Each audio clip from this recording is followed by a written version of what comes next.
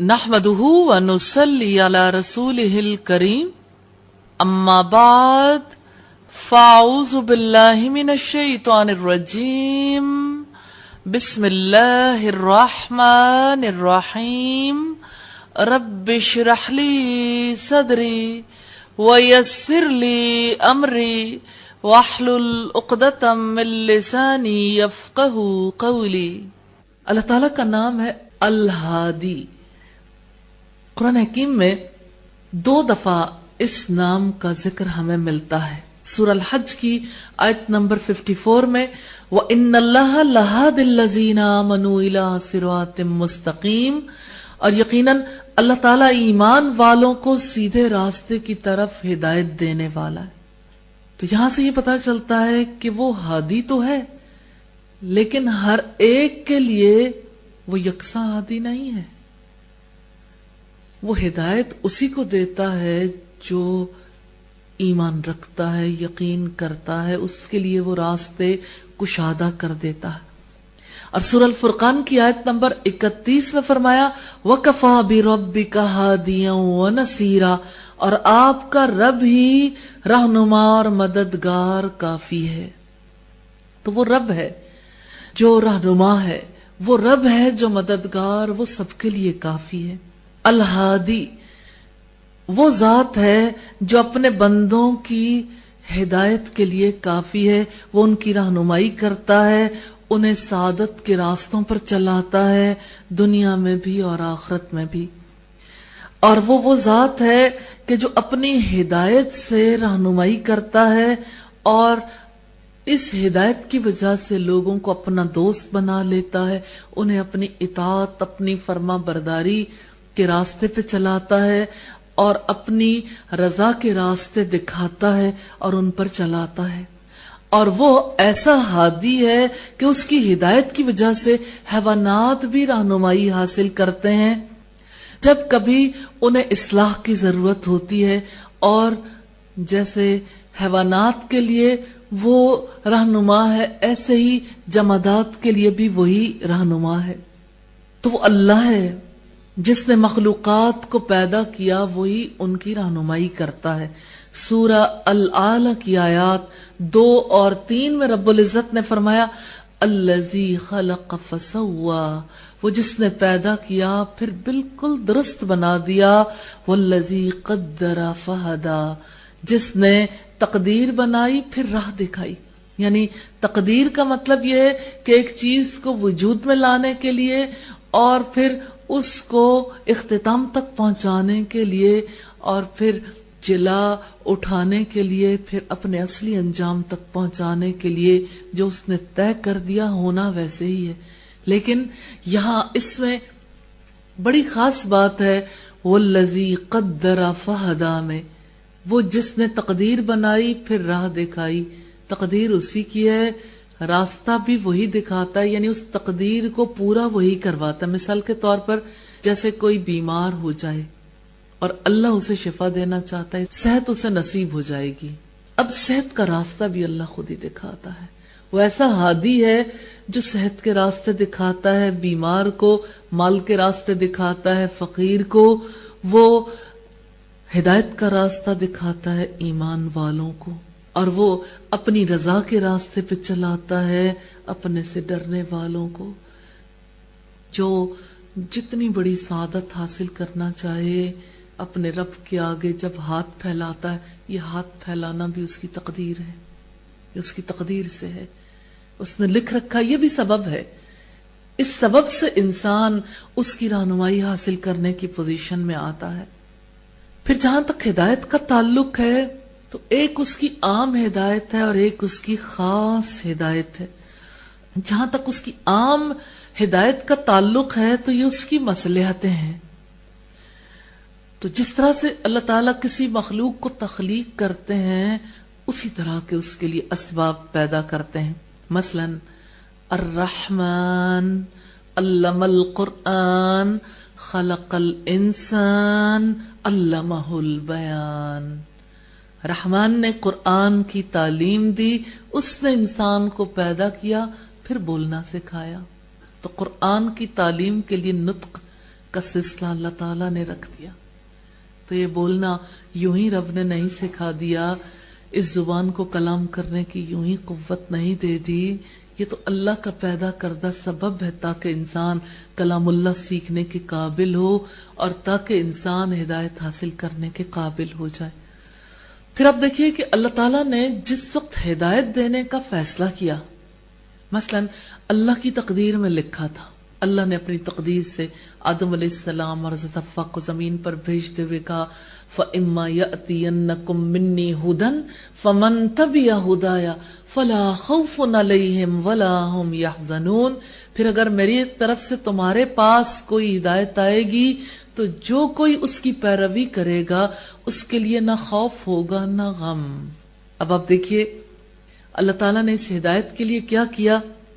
کتابیں نازل کی، رسولوں کی طرف رسالت بھیجی، شریعت کے احکامات دیے، حلال و حرام کو واضح کیا، اور دین کے اصولوں اور دین کی شاخوں کو واضح کیا، اور پھر صراط مستقیم کو بالکل واضح کر دیا، اس کی طرف رہنمائی کی تاکہ انسان اس کی رضامندی اور اپنا اجر حاصل کر سکیں. اور اسی طرح سے دوسرے طریقے اس نے بنائے تاکہ بندوں کو ان راستوں سے ڈرائے، ایسے راستے جس پر چل کر وہ گمراہ ہو سکتے ہیں، جس پر چل کر وہ رب کو ناراض کر سکتے ہیں. اور وہ ہادی ہے، اپنے مومن بندوں کو ہدایت دیتا ہے اور ہدایت کی توفیق دیتا ہے ایمان لانے والوں اور اطاعت کرنے والوں کو. آپ اس کو یوں سمجھیے کہ جیسے ایک انسان جب ایمان لے آتا ہے، یہ ہے اللہ کی تقدیر سے راستہ پیدا کر دیا نا. اب ایمان کے بعد آگے کیا ہے؟ ایمان کے بعد اللہ نے کیا کر دیا؟ عمل کا راستہ کھول دیا. اب ایک ہے عام اعمال، کوئی عام اعمال کر لیتا ہے تو آگے سعادت کا راستہ کھل جاتا ہے، احسان کا درجہ آ جاتا ہے، اور آگے اور آگے. یعنی ایک در کے بعد اس کے دروازے بند نہیں ہو جاتے، وہ در کھلتا ہے تو 100 در کھل جاتے ہیں. وہ اسباب پیدا کر دیتا ہے. یوں مومنوں کو بھی ہدایت نصیب ہوتی ہے اور اطاعت کی وجہ سے آگے کے راستے کشادہ ہو جاتے. یاد رکھیے گا، اللہ کی طرف جانے والا ہر راستہ اطاعت کی وجہ سے کھلتا ہے. جو اطاعت کو ترک کرتا ہے دروازے بند ہونے شروع ہو جاتے. ایک جگہ پر کوئی اطاعت کو ترک کرتا ہے، اس کے لیے آگے جانے کے راستے مسدود ہو جاتے ہیں، آگے نہیں جا پاتا. ہو سکتا ہے وہاں کھڑا رہ جائے حیران و ششدر، لیکن آگے نہیں جا پائے گا. اطاعت ہی وہ راستہ ہے جس کی وجہ سے اللہ راضی ہوتا ہے اور جس کی وجہ سے آگے کی منزلیں آسان ہو جاتی ہیں. اسی لیے رب تعالیٰ نے فرمایا یا ایھا الذین آمنوا اطیعوا اللہ وَأَطِیعُوا الرَّسُولَ وَأُولِي الْأَمْرِ مِنْکُمْ. اے لوگو جو ایمان لائے ہو، اللہ تعالیٰ کی اطاعت کرو، اس کے رسول کی اطاعت کرو، اور جو تم میں سے حکم دینے والے ہوں، مرادیں جو تمہارے معاملات کے ذمہ دار ہیں، ان کی اطاعت کرو. یہی راستہ ہے سعادت کا راستہ، جنت کا راستہ. کیونکہ جو شخص اطاعت کرتا ہے، فرما برداری کرتا ہے، وہ اگر اپنے امیر کی، حکم دینے والے کی بھی اطاعت کر رہا ہے تو اس لیے نہیں کہ اس انسان میں کوئی عظمت ہے، وہ اللہ کے عظیم حکم کی پیروی کرتا ہے. تو اللہ کا حکم عظیم ہے. جب ایک انسان اپنے اوپر جبر کر کے بھی اطاعت کر لیتا ہے تو اللہ اس کا دل کھول دیتا ہے، اگلے معاملات اس پر آسان ہو جاتے ہیں. اسی وجہ سے نبی صلی اللہ علیہ وسلم نے فرمایا علیکم بالسمع والطاعہ، تم پر لازم ہے سننا اور اطاعت کرنا، اگرچہ تم پر نکٹا حبشی غلام ہی کیوں نہ مقرر کر دیا جائے، لازم ہے سنو اور اطاعت کرو. کیونکہ اطاعت کی وجہ سے ہدایت کے دروازے کھلیں گے. ہدایت اسی راستے سے ملتی ہے. لوگ چاہتے ہیں من کی اطاعت کریں، اپنی خواہش کی بندگی کریں، خواہش کی پیروی کریں اور اللہ کی ہدایت کے دروازے کھل جائیں. نہیں کھلتے. اپنے دل کی مان کے، خواہش کی مان کے، اپنے جیسوں کی مان کے نہیں راستہ کھلتا جس پر چل کر رب کے پاس پہنچنا ہے. وہ راستہ جگہ جگہ بند ہوتا چلا جاتا ہے، جہاں جہاں انسان اطاعت کرتا ہے وہ راستہ کھلتا چلا جاتا ہے۔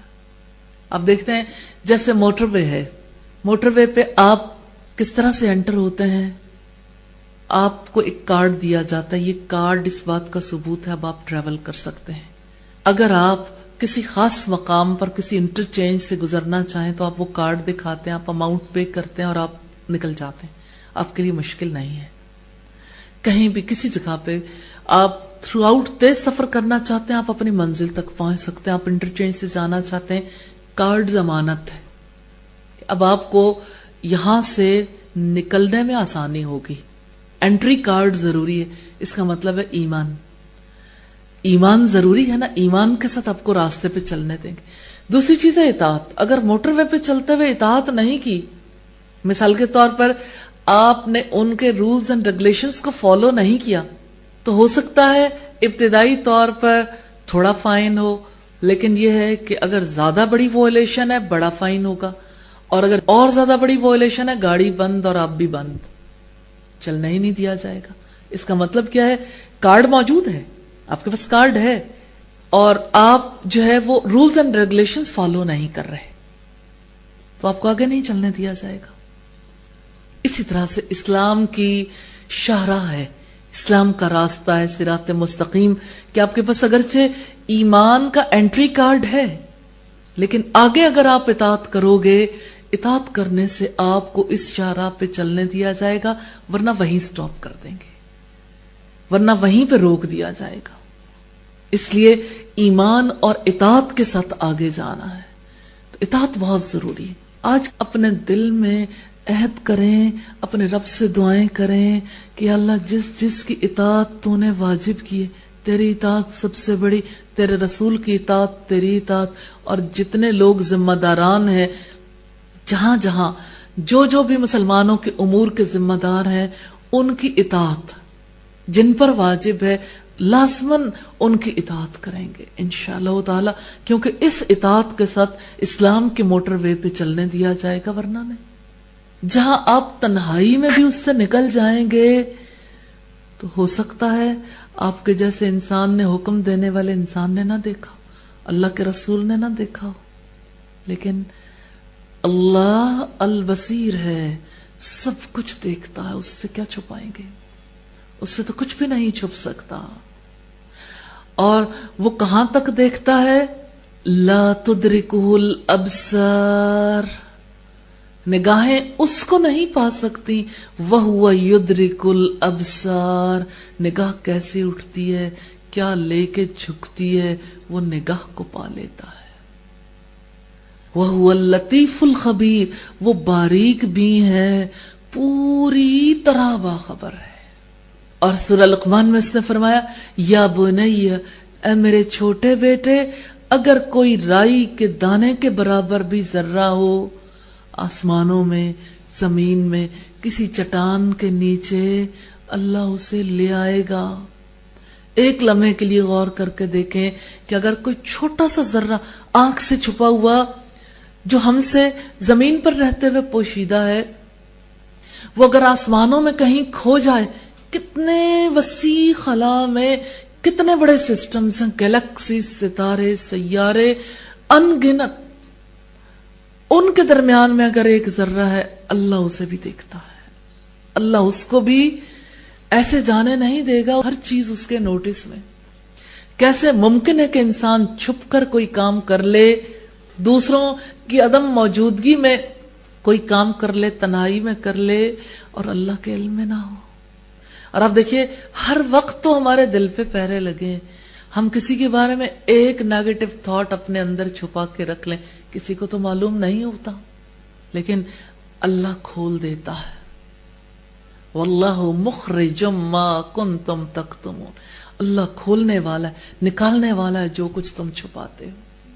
اس لیے اللہ کے آگے اپنے آپ کو حاضر سمجھیں اور ایک اللہ پر ایمان لا کر اس پر یقین رکھتے ہوئے اس کی اطاعت کریں، کیونکہ اسی طرح ہدایت کا راستہ نصیب ہوتا، اور وہ اطاعت کرنے والوں کو جنت کے راستوں پر چلاتا ہے اور اس منزل تک پہنچا دیتا ہے، جیسا کہ دنیا میں وہ راستے دکھاتا ہے، اس کے لیے اسباب پیدا کرتا ہے، اور وہ جس مقام تک کسی کو پہنچانا چاہتا ہے اس کے لیے خفیہ تدابیر بھی کرتا ہے۔ مثال کے طور پر دیکھیے، اللہ تعالیٰ نے حضرت یوسف علیہ السلام کی تقدیر میں مصر کا اقتدار بھی لکھا تھا، نبوت بھی۔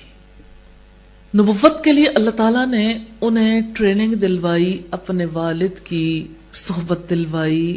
نبی ہوتی تب بھی، نبی ضروری نہیں کہ نبی کے یہاں ہی پیدا ہو، لیکن اللہ تعالیٰ نے اپنے خاص فضل و کرم کے ساتھ ان کو ایک خاص ماحول کے اندر رکھا۔ پھر اقتدار کے لیے کیا کیا؟ بھائیوں کے درمیان دشمنی پیدا کی۔ چاہتے تو نہ کرتے، لیکن دشمنی پیدا ہو گئی۔ پھر بھائی چاہتے تھے کہ کسی طرح سے باپ کی توجہ حاصل کر لیں، پھر اس توجہ کے لیے بھائی کو قتل کر دینے کی سوچی۔ آخر کار ایک نے سجیشن دی، چلو اندھے کنویں میں ڈال دیں۔ اب اندھے کنویں تک پہنچایا جانا کس وجہ سے تھا؟ اللہ کی تقدیر، سبب پیدا کر دیا نا، راستہ بھی بنا دیا۔ اور یہ راستہ جانتے ہیں کہاں سے ہو کے گزرا؟ دل کے اندر سے، 10 بھائیوں کے دل کے اندر سے ہو کے گزرا۔ سبب وہاں پیدا ہوا، کوئی انسان پیدا کر سکتا ہے؟ راستہ کیا تھا؟ عداوت، دشمنی شیطان نے پیدا کی، انہوں نے قبول کر لی، لیکن اسی راستے سے انہوں نے حضرت یوسف علیہ السلام کو کنویں میں ڈال دیا۔ اب بظاہر کنویں میں ڈالنا بھائیوں نے طے کیا تھا جان لینے کے لیے کہ ختم ہو جائے، باپ کی توجہ ہمیں مل جائے گی، لیکن اللہ کی تقدیر غالب آئی۔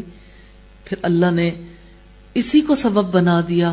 کنویں سے پانی لینے کے لیے جو قافلہ آیا، آسمان اور زمین کی پیدائش سے پہلے بھی وہ طے شدہ تھا کہ ایک قافلہ پیدا ہوگا، پھر وہ جائے گا، پھر وہ حضرت یوسف کو نکال کر مصر لے جائے گا، پھر وہ عزیز مصر کے یہاں رہے گا، اور عزیز مصر کے یہاں رہ کے حکومت اور اقتدار کے طور طریقے دیکھے گا، اور پھر یعنی نفع و نقصان سمجھے گا۔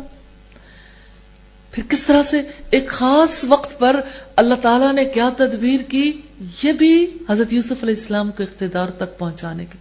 ایک وہ وقت تھا جب حضرت یوسف علیہ السلام کے بھائی ان کے دشمن ہو گئے، ایک وہ وقت آیا ایلیٹ کلاس کی خواتین ان کی محبت میں مبتلا ہو گئی۔ اگر دیکھا جائے عام حالات میں یہ ایک فتنہ، ایک مصیبت، یہ ایک آزمائش، لیکن ان کے اقتدار تک پہنچنے کے لیے یہ بھی ضروری تھا، کیونکہ ان کی ایسی کیفیت کی وجہ سے یہ طے کیا گیا، حضرت یوسف علیہ السلام کے دل سے بھی وہی بات نکلی، اور طے بھی یہی کیا گیا، قید خانے میں ڈال دو۔ 20-21 برس قید خانے میں رہے تقریباً، اسی کے لگ بھگ۔ ذرا دیکھیں کتنا طویل عرصہ ہے۔ اگر دیکھا جائے تو ایک شخص کا قید خانے میں ڈالنا تو یوں لگتا ہے کہ جیسے اس کی تو عمر ہی چلی گئی، لیکن وہاں پر جو اخلاص، ثابت قدمی، اور وہاں پر جو اپنی اصل پر قائم رہنا ملا، وہ نہ عزیز مصر کے گھر مل سکتا تھا، نہ بھائیوں کے ماحول میں۔ اللہ ہی اپنے تقدیر کو جانتا اور اللہ ہی تمام معاملات کی حکمت کو سمجھتا۔ پھر قید خانے کے اندر ہوتے ہوئے کس طرح سے باہر اسباب پیدا کر دیے۔ بادشاہ کو ایک خواب نظر آیا اور بادشاہ کے دل میں قلق، یہ کیا ہے؟ یہ کی ہے قید خانے کے کھلنے کی، کہ اب قید خانہ کھلے گا، حضرت یوسف علیہ السلام باہر آئیں گے، اور پھر بادشاہ خود کہے گا کہ میں آپ کو امانت دار سمجھتا ہوں، اور پھر خود خزانوں کا سارا سلسلہ ان کے حوالے کر دینا ممکن ہونا تھا۔ تو اب آپ ذرا نوٹ کیجئے، کنعان کا ایک باشندہ مصر کے اقتدار تک پہنچا، بیچ کے ان مراحل کے بغیر کیسے ممکن تھا؟ تو یہ اللہ کی خفیہ تدبیر۔ تو اللہ تعالیٰ نے جب اپنا کوئی کام کرنا ہوتا ہے، فَعَالٌ لِّمَا يُرِيدُ، کرنے والا ہے جو کچھ وہ ارادہ کرتا ہے، اور وہ کر گزرتا ہے۔ کیسے؟ وہ اس کے لیے خفیہ تدابیر بناتا ہے اور ہر چیز کو اس کی منزل تک پہنچا دیتا۔ تو سارے اسباب، راستے، طریقے اس نے اپنی تقدیر کے پورا ہونے کے لیے وضع کر دیے۔ جیسے قرآن حکیم میں آتا ہے ثم السبیل یسرہ، کہ پھر وہ راستے کو آسان کر دیتا ہے۔ کس کے راستے کو؟ ہر ایک چیز کے راستے کو۔ مثال کے طور پر دیکھیے، جیسے ماں کے پیٹ میں بچہ ہے، بظاہر تو آپ دیکھیے ماں ایک خاص وقت تک خوش ہوتی ہے، لیکن کیا ماں کی قدرت اس کے اختیار میں ہے کہ اس بچے کو باہر لے آئے؟ اللہ ہی ہے جو اس کے لیے سبیل پیدا کر دیتا. اللہ نے اس کے باہر آنے کے لیے کیسے راستہ بنا دیا. جب ماں کے پیٹ میں بچہ بننے کے عمل کا آغاز ہوتا ہے اس وقت کتنا چھوٹا ذرہ ماں کے پیٹ کے اندر جاتا ہے، پھر وہ جب پورا بچہ بن جاتا ہے کتنا بڑا، وہی جو چھوٹا سا ایک سیل ہوتا ہے کس طرح سے وہ ایک پورے اتنے بڑے وجود میں تبدیل ہوتا ہے، پھر اللہ اس کے لیے راستہ آسان کرتا ہے. تو ماں کے پیٹ تک اس ابتدائی سپرم کے پہنچنے کا سلسلہ، پھر بچے کے باہر آنے کا سلسلہ ہمیں کیا بتاتا ہے؟ راستے اللہ ہی آسان کرتا ہے. جو تقدیر وہ طے کر دیتا ہے اس کے لیے ہدایت وہی دیتا، رہنمائی وہی دیتا، ہر چیز کا پیدا کرنے والا وہی اور ہر چیز کو راہ دکھانے والا وہی ہے. اسی لیے اس نے فرمایا الذی قدر فہدا، جس نے تقدیر بنائی پھر ہدایت دی. تو اس میں ہر قسم کی ہدایت آ جاتی ہے. ابن عطیہ نے اپنی تفسیر المحرر الوجیز میں والیوم 8 پیج 195 پر یہ وضاحت کی ہے، اور اس کا جو قول ہے فہدا پھر اس نے ہدایت دی، تو یہ عام ہے ساری قسم کی ہدایات کے لیے، چاہے وہ انسان کے لیے ہوں، حیوان کے لیے ہوں.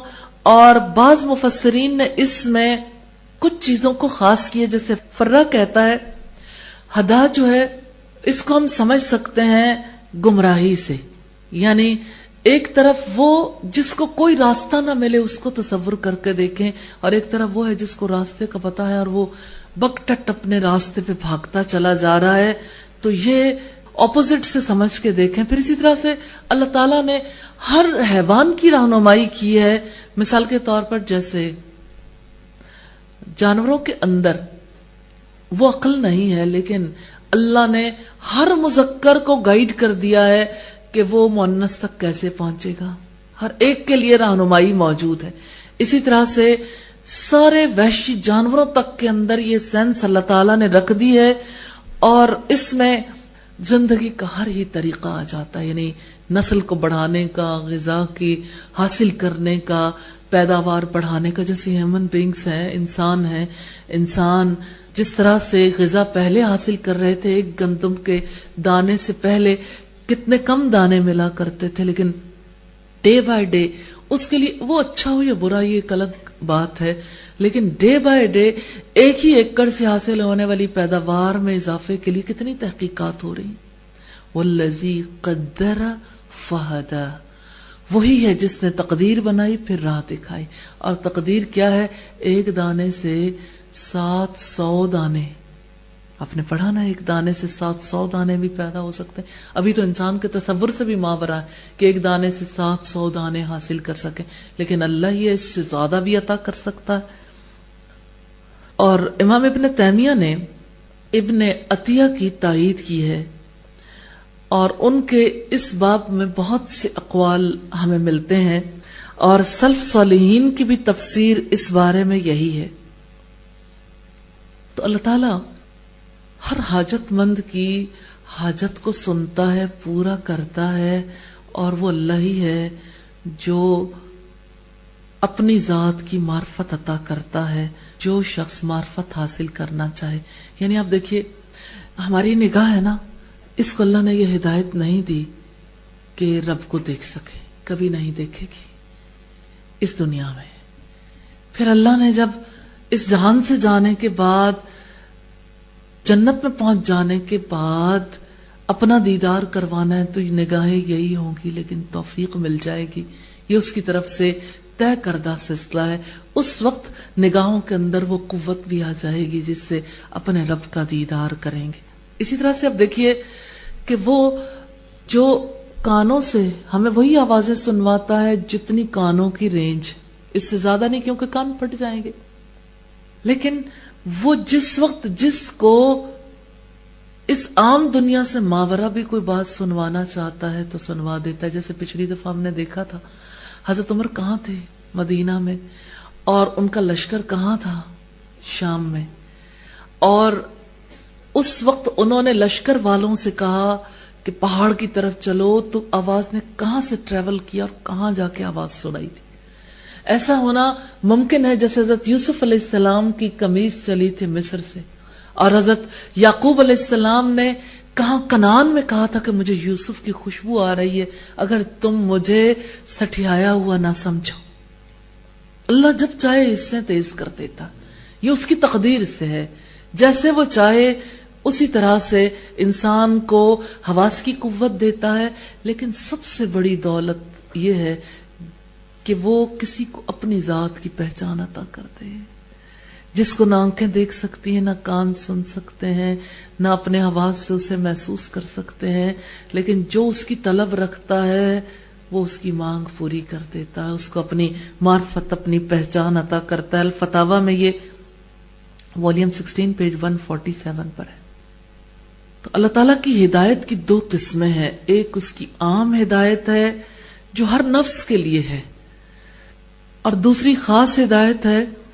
تو ہر نفس کو جو ہدایت ملی ہے اپنی زندگی کے لیے، زندگی کی بقا کے لیے جو کام کیے جاتے ہیں، روزی حاصل کی جاتی ہے، روزی کے حصول کے لیے ایفرٹس کی جاتی ہیں، اس کی طرف ہر ایک کی رہنمائی کی ہے.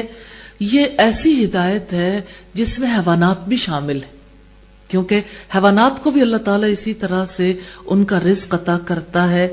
اگرچہ وہ انسان کی طرح بات نہیں کرتے، وہ جو بھی کلام کرتے ہیں وہ مبہم ہوتا ہے، اسی لیے انہیں بہیمہ سے یاد کیا جاتا ہے. بہیمۃ الانعام قرآن حکیم میں کہا گیا.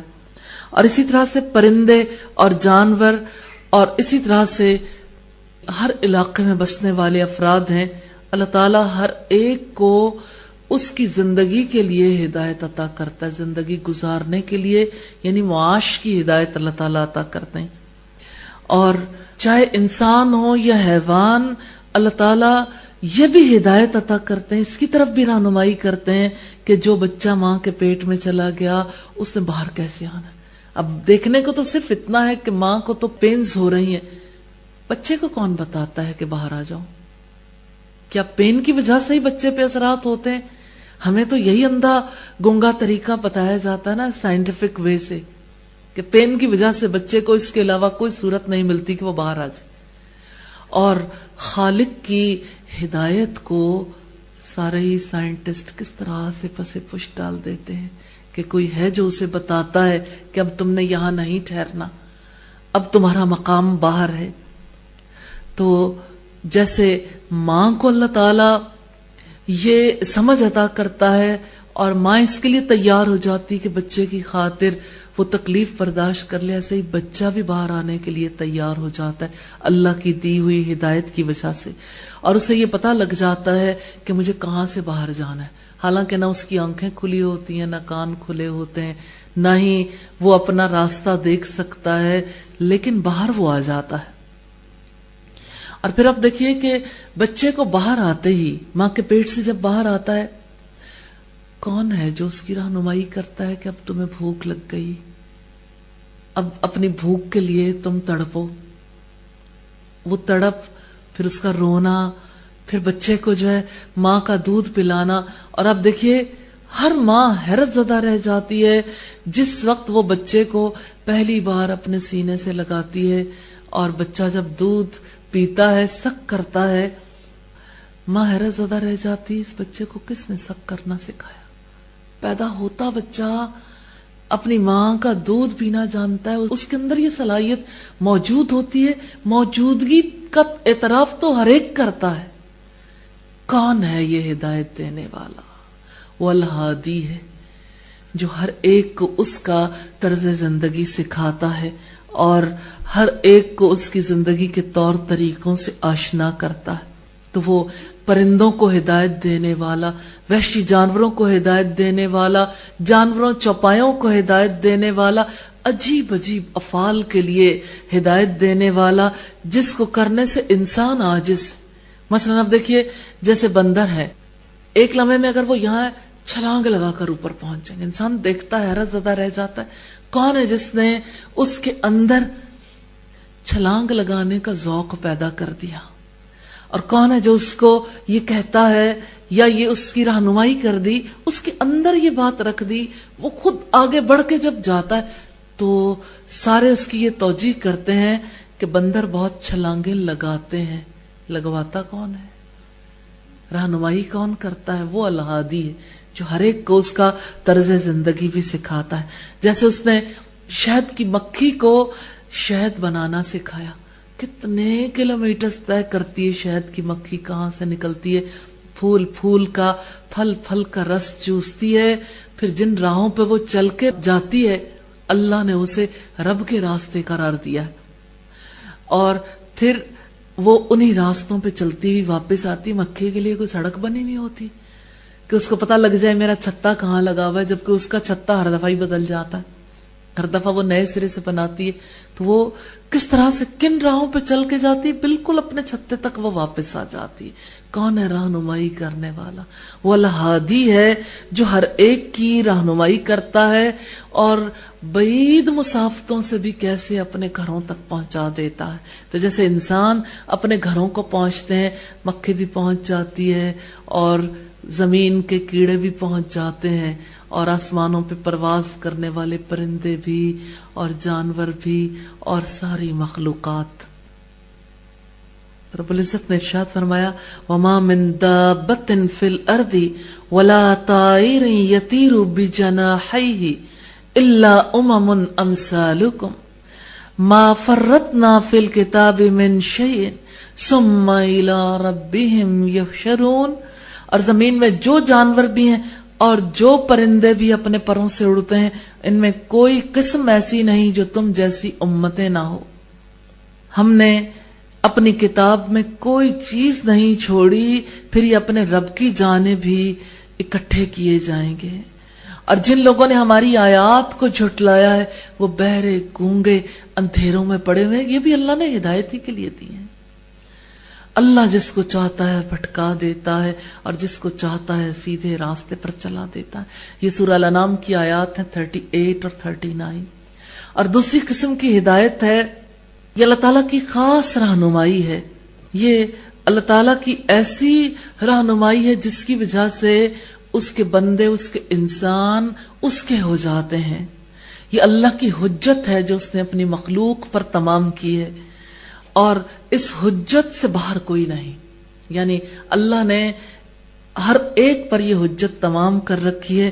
سورہ زمر کی آیت نمبر 57 میں فرمایا او تقول لو ان اللہ ہدانی لکنت من المتقین، یا کہے کاش اللہ تعالیٰ نے مجھے ہدایت دی ہوتی تو میں یقیناً اللہ سے ڈر جانے والوں میں سے ہوتا.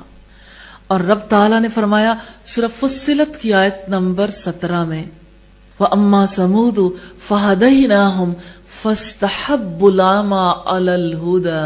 بہت توجہ طلب آیت. اور جو سمود تھے انہیں ہم نے ہدایت کا راستہ دکھایا. کیسے؟ سمود کے پاس کون گیا تھا راستہ دکھانے؟ اللہ انسانوں کے پاس اپنے نبی بھیجتا ہے نا، تو حضرت صالح علیہ السلام گئے تھے. پھر انہوں نے کیا کیا؟ ہدایت پر اندھے پن کو پسند کیا. جیسے ہماری قوم اندھے پن کو پسند کرتی ہے، اللہ کے کلام کو نہیں سیکھتی، محمد رسول اللہ صلی اللہ علیہ وسلم کی تعلیمات کو نہیں سیکھتی. فَاسْتَحَبُّوا الْعَمَى عَلَى الْهُدَى. انہوں نے اندھے پن کو پسند کیا ہدایت کے مقابلے میں. اسی طرح اس کا فرمان ہے وَمَا كَانَ اللَّهُ لِيُضِلَّ قَوْمًا بَعْدَ إِذْ هَدَاهُمْ حَتَّى يُبَيِّنَ لَهُم مَّا يَتَّقُونَ. اور اللہ ایسا نہیں کہ کسی قوم کو ہدایت دینے کے بعد اسے گمراہ کر دے جب تک کہ وہ ان کے لیے صاف صاف وہ احکام نہ بیان کر دے جن سے وہ بچیں. سورہ توبہ کی آیت نمبر 115 ہے. تو اللہ تعالیٰ نے جیسے بیان کرنے کی ہدایت دی، پھر اسی طرح سے دلیل کی روشنی بھی دکھائی، دلائل بھی دیے، لیکن اس کے باوجود لوگ ہدایت نہیں پاتے، پھر وہ گمراہ ہوتے ہیں اور اپنے برے انجام کو پہنچتے ہیں کیونکہ وہ ہدایت کے راستے کو چھوڑ دیتے ہیں. تو یہ دوسری قسم تھی اللہ تعالیٰ کی ہدایت کی جو ہم نے دیکھی. اور وہ کیا ہے؟ اللہ کی رہنمائی اور بیان کرنا. تیسری قسم کی رہنمائی ہے، ہدایت ہے توفیق اور الہام، شرح صدر. حق کو قبول کرنے کے لیے اور اس پر راضی ہو جانے کے لیے. یہ بات بڑی اہم ہے. اللہ تعالیٰ ہی ہدایت دیتا ہے، دلوں کے اندر وہی باتوں کو ڈالتا ہے، الہام وہ کرتا ہے، پھر توفیق وہ دیتا ہے، پھر شرح صدر سینے کو کھول دیتا ہے.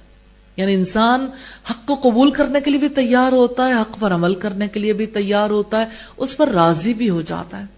رب تعالیٰ نے فرمایا مَن يَهْدِ اللَّهُ فَهُوَ الْمُهْتَدِ، جسے اللہ ہدایت دیتا ہے پھر وہ ہدایت پانے والا ہے. یہ الکاف کی آیت نمبر 17. تو اللہ کی ہدایت سے ہی لوگ ہدایت پاتے ہیں. اور اسی طرح سے سورہ فاطر کی آیت نمبر 8 میں فرمایا أَفَمَنْ زُيِّنَ لَهُ سُوءُ عَمَلِهِ فَرَآهُ حَسَنًا فَإِنَّ اللَّهَ يُضِلُّ مَن يَشَاءُ وَيَهْدِي مَن يَشَاءُ. کیا وہ شخص جس کے لیے اس کا برا عمل خوشنما بنا دیا گیا پھر وہ اسے اچھا سمجھ رہا ہو؟ پھر یقیناً اللہ جسے چاہتا ہے ہدایت دیتا ہے، جس کو چاہتا ہے گمراہ کرتا ہے. چنانچہ آپ کی جان ان پر افسوس کر کے نہ جاتی رہے. یعنی یہ تو اللہ کا اختیار ہے، ہدایت دینا بھی گمراہ کرنا بھی. اب جس کے لیے اس کا برا عمل خوشنما ہو گیا تو یہ اللہ کی تقدیر ہے، یہ اس کے اپنے اندر کی بات ہے، وہ ہدایت کو قبول کرنا نہیں چاہتا. اسی طرح فرمایا لیس علیک ھداھم ولکن اللہ یہدی من یشاء. ان کو ہدایت دینا آپ کا ذمہ نہیں ہے، لیکن اللہ جسے چاہتا ہے ہدایت دیتا ہے. یہ البقرہ کی آیت نمبر 272 ہے. اور سجدہ کی آیت نمبر 13 میں فرمایا اور اگر ہم چاہتے تو ہر نفس کو اس کی ہدایت دے دیتے، لیکن میری جانب سے یہ بات سچی ثابت ہو گئی کہ میں ضرور جنوں اور انسانوں سے جہنم کو بھر دوں گا. اور اسی طرح سے اس نے سورہ المائدہ کی آیت نمبر 16 میں فرمایا یہدی بہ اللہ من اتبع رضوانہ سبل السلام. اس کے ذریعے اللہ تعالیٰ ان کو سلامتی کے راستے دکھاتا ہے. بات بڑی اہم ہے. اس کلام کے ذریعے سے اللہ ان کو سلامتی کے راستے دکھاتا ہے جو اس کی رضا کے طلبگار ہیں، جو چاہتے ہیں کہ اللہ راضی ہو جائے. وہ اپنی توفیق سے انہیں اندھیروں سے نکال کر روشنی میں لاتا ہے اور سیدھے راستے کی طرف ان کی رہنمائی کرتا ہے. تو اللہ سبحانہ و تعالی صراط مستقیم کی ہدایت دیتے ہیں ہر دن اور ہر رات میں. کس طرح سے؟ 5 نمازوں کے ذریعے سے. اللہ نے 5 نمازیں رکھ دیں اور پھر سیرت رسول صلی اللہ علیہ وسلم کے ذریعے سے، اور بہت سی دعائیں رب تعالیٰ نے اپنے نبی کے ذریعے سے ہمیں سکھائیں جس کے ذریعے سے ہم ہدایت طلب کر سکتے ہیں، ثبات، اپنی اصلاح اور اپنے لیے سیدھا راستہ اور توفیق. اور پھر اسی طرح سے کتنی دعائیں رب تعالیٰ نے سکھائیں کہ ہم گمراہی سے بچ جائیں، ہمارے دل ٹیڑھے ہونے سے بچ جائیں. اور اللہ نے اس کا ہمیں حکم دیا ہے. حقیقتاً ہدایت اور گمراہی اور ہر خیر اسی کے ہاتھ میں ہے. وہ جس کو چاہتا ہے ہدایت دیتا ہے، جس کو چاہتا ہے گمراہ کرتا ہے. سورہ الانعام کی آیت نمبر 39 میں فرمایا من یشاء اللہ یضللہ. جس کو وہ چاہتا ہے اللہ اسے گمراہ کر دیتا ہے. وَمَن يَشَاء يَجْعَلْهُ عَلَى صِرَاطٍ مُسْتَقِيمٍ. جس کو چاہتا ہے سیدھے راستے پر چلا دیتا ہے. چوتھی قسم کی ہدایت ہے جنت کی طرف، آگ کی طرف اور قیامت کے دن کی طرف. جہاں تک جنت کی ہدایت کا تعلق ہے تو اللہ تعالیٰ نے اس کے بارے میں خبر دی ہے اس کے رہنے والوں کو. وہ کہیں گے جنت میں جا کے، جب وہ جنت میں اس کی نعمتوں میں داخل کر دیے جائیں گے، الحمدللہ الذی ہدانا لہذا. سورہ الاعراف کی آیت نمبر 43 ہے. الحمدللہ ہمیں اللہ ہی نے اس کے لیے ہدایت دی ہے، یعنی ہمیں جنت کا راستہ اس نے دکھایا، اس کی رہنمائی سے ہم یہاں تک آن پہنچے. پھر اسی طرح سے جہاں تک آگ کی طرف رہنمائی کا تعلق ہے، سورہ صافات کی آیات 22 اور 23 میں رب العزت کا فرمان ہے جمع کرو ان سب لوگوں کو جنہوں نے ظلم کیا اور ان کے ساتھیوں کو بھی، اور جن کی وہ عبادت کرتے تھے اللہ کے ماں سوا، ان کی دوزخ کے راستے کی طرف رہنمائی کرو. تو بات ہے ہدایت کی کہ اللہ ہی دوزخ کی طرف بھی رہنمائی کرتا ہے اور جنت کی طرف بھی راستے اس نے واضح کر دیے. تو اللہ کے اس اسم عظیم میں تفکر و تدبر کے لیے بہت کچھ ہے کہ وہ اپنے بندوں کے لیے اسلام کے راستے کو کھولنے والا ہے، ان کے فقر کو مالداری میں تبدیل کرنے والا ہے۔ جو بھی مجبور ہو کر رب سے طلب کرتا ہے، ہدایت طلب کرے، ہدایت دیتا ہے، سیدھے راستے پر آسانی سے چلنا چاہے آسانی مل جاتی ہے، اگر کوئی بکٹٹ بھاگنا چاہے تو اسے بھاگنا نصیب ہوتا ہے۔ وہی دنیا کے سارے معاملات میں رہنمائی کرتا ہے اور وہی آخرت کے معاملات میں رہنمائی کرنے والا ہے۔ اور شیخ الاسلام امام ابن تیمیہ کہتے ہیں کہ بندہ ہر حال میں اللہ کی ہدایت کا فقیر ہے، تمام معاملات میں اور تمام امور میں اس کی قدرت کے بغیر، اس کے دیے بغیر ہدایت نصیب نہیں ہو سکتی۔ تو انسان محتاج ہے توبہ کے لیے، توبہ کرنے کے لیے بھی اسی کی طرف رجوع کرے گا، تب توبہ کرنی نصیب ہوگی۔ تو سارے ہی امور ہدایت جتنے بھی کام ہیں، استغفار کرنا، توبہ کرنا، پھر اسی طرح سے نیکی کی توفیق طلب کرنا، یہ سب کام اللہ ہی کے عطا کرنے سے نصیب ہوتے ہیں۔ تو انسان اپنی ہدایت کے لیے اس کا محتاج ہے، اور جو اس سے ہدایت طلب کرتا ہے اللہ اس کی ہدایت میں اور اضافہ فرما دیتا ہے۔ اسی طرح سے جیسے دیکھیے اللہ نے جو کام انسان پر فرض کیے ہیں، ان فرائض کی ادائیگی میں انسان اللہ تعالیٰ کی مدد کا محتاج ہے، وقت پر نماز کی ادائیگی کے لیے، نمازوں کو مستقل مزاجی سے ادا کرنے کے لیے، پھر اسی طرح سے اللہ کے دین کا علم حاصل کرنے کے لیے، پھر اسی طرح سے دیگر عبادات کو انجام دینے کے لیے انسان اپنے رب کا محتاج ہے۔ کب کب دن میں بھی رات میں بھی اللہ ہی سب کچھ نصیب کرنے والا ہے۔ بیان الدلیل میں ہے یہ پیج نمبر 5 پر۔ اس لیے اللہ سے دعا کرنے کی ضرورت ہے، اہدنا الصراط المستقیم، ہماری رہنمائی کر دیجئے سیدھے راستے کی طرف، صراط الذین انعمت علیہم، ان لوگوں کے راستے پر جن پر تو نے انعام کیا، غیر المغضوب علیہم ولا الضالین، ان لوگوں کے راستے پہ ہمیں نہ چلانا جو بھٹک گئے یا جو گمراہ ہوئے۔ اللہ تعالی ہمیں ہمیشہ اپنے سیدھے راستے پر چلنے والوں میں شامل فرما لے۔